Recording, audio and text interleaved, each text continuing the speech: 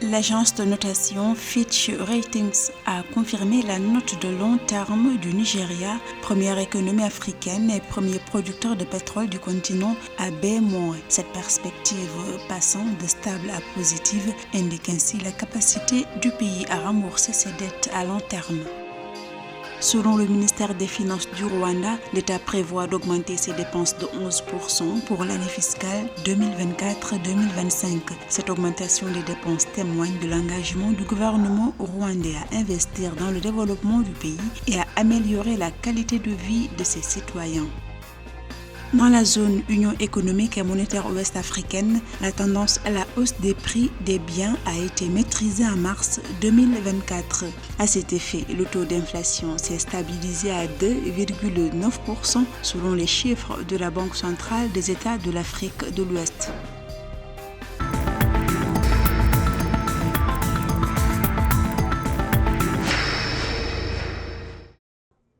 L'agence de notation américaine a maintenu la note du Nigeria à B-, passant de stable à positive et indique ainsi la capacité du Nigeria à rembourser ses dettes à long terme. Par ailleurs, la dette publique du pays ouest-africain a augmenté de 5% en 2023 à 108,2 milliards de dollars. Les notes attribuées à l'agence du Nigeria, cette note qui passe à B-, vise à améliorer la capacité du Nigeria à s'endetter.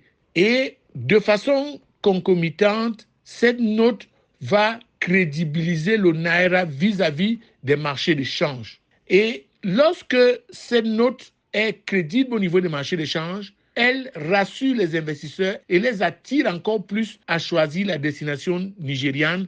Selon l'agence de notation Fitch, les réformes du gouvernement fédéral nigérian ont conduit à un retour des flux d'investissements étrangers significatifs et une appréciation de la monnaie locale du pays, le Naira, sur le marché d'échange officiel. Mais on est dans une situation où les décisions sont prises, mais il faut que ces décisions soient maintenues et la maintenance de ce cap va permettre au Nigeria d'améliorer encore dans un avenir proche sa note de rating au niveau du Fitch. Toutefois, les défis de l'économie du Nigeria subsistent. À noter que l'inflation globale annuelle dans le pays a atteint 33,2% en mars 2024. À cela s'ajoute une stabilité précaire sur le marché d'échange, mais aussi des défis structurels tels que la forte dépendance du pays aux hydrocarbures ainsi que les indicateurs de gouvernance qui sont relativement faibles.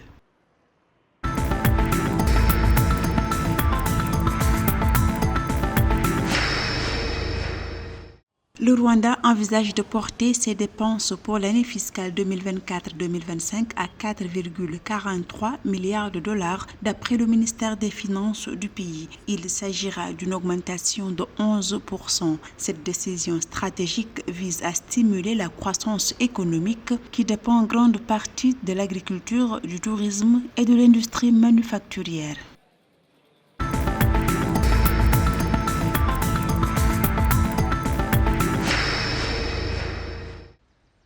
La Banque centrale des États de l'Afrique de l'Ouest, BCEAO, indique que le taux d'inflation de la zone Union économique et monétaire ouest-africaine UEMOA est ressorti en glissement annuel à 2,9% en mars 2024. Les facteurs ayant contribué à ce niveau d'inflation globale sont les produits alimentaires de 1,5%, le logement 0,4%, les restaurants et hôtels 0,3%. Concernant l'inflation sous-jacente, elle s'est accrue de 0,2% pour se situer à 2,2% en mars 2024 selon les chiffres de la BCEAO.